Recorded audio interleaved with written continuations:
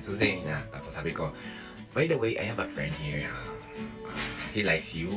And then, how about you? Sabi na, yeah, he's handsome and he's cute. Oh, bet! Dito ka na, okay na to.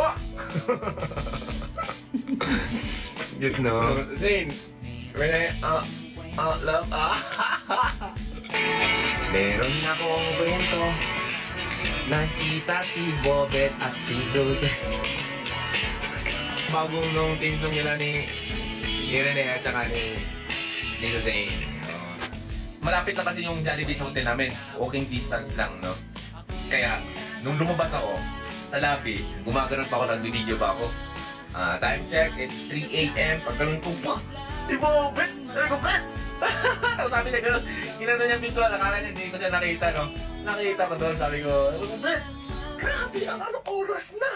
Kung patay, lagot ka talaga kay Coach Jess. Pag ikaw inaanto ka, mamaya, may game kayo. Sabi, hindi, kaya ko to. So, buti na lang, doon kasi sa Brunei is, walang inuman doon. Meron man, pero may, parang Davao lang din, may call time ba? Baga mga siguro, mga 12, wala na ata. So, balita ko din na hindi naman umiinom si Rene. So, ayan na nga. Nung kinamagahan na, nung pumunta ko sa room nila, nung chinek ko na si Rene, sabi ko, Rene, okay lang? Yung nakita niyo sa mga video ko, nung sabi ko, Mr. MVP! Yung gumanon ako, puyat yun. Puyat yun. No? Kaya, dumiretso ako dun sa, pumunta pa rin ako sa room niya. Tapos, kinakausap ko. Sabi ko, no, kamusta? Grabe galing sa gabi hanggang umaga Jadi, umalis lang kami. Lakad-lakad sila. Yun. So, kita nyo na sa mga picture, di ba? Yun, nag-selfie sila, di ba? Nasa park lang ata sila. Usap-usap. Kayo naman! Nag-usap-usap lang yung tao. Kayo naman! Kaya pala, no? Napag-kondisyon nila sa simula day 1. Kondisyon sila nila sa Brunei. Kasi nga, pinapanood siya ni Suzanne sa TikTok. Wala kasi yung Facebook si Suzanne. Pagkaalam ko, sabi niya, wala, I don't have Facebook. So, wala sa Facebook. So sa TikTok lang siya at saka Instagram. Kaya gusto niya yung gawin maglaro si Rene, dumadap-dap. Kondisyon siya, idol dahil doon may expression pala. Pupunta ko doon sa opening ng Water Bonnets Collection. Sana makapunta din siya sa Max Gym. Kung saan naging sa'yo, malamang. Oo naman, si Rene pa. Proud na proud yun. May part 3 na, part 3 po ba? Ayun lang, hanggang doon lang po tayo, wala na po tayong part 3. Pero titignan pa natin. Gagawa pa rin ako ng episode, di ba? Konti lang yung English natin. Baka pagtatawanan nyo lang ako eh.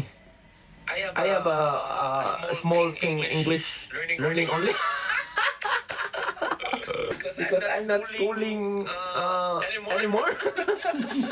Sign language na no. Zane, Rene, love, Yes, naka-wallpaper nga. Ang cute nga. Sayang na no. Then, yun nga. Wala si Mr. MVP pero bakit makapal talaga ang mukha ko pagdating sa mga ganyan. Love na love ko si Bobet. Gusto ko kasi siya pasayahin. Kaya sabi ko, Bet, ako na. Pinuntahan ko. Hi. Hi. What's your name? Suzanne. Sabi ko, by the way, I have a friend here. He likes you. And how about you? He's handsome and he's cute. Oh, Bet! Dito ka na, okay na to. You know.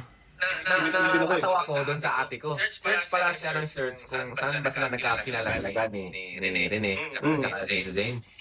Sabi, hindi mo yan masa-search. Dahil ako lang may alam yan, dalawa na yan. Kasama ko sa kanila, no? Hindi pa maigpit nung yung Asian School Game, no? Oo, sakto nga eh.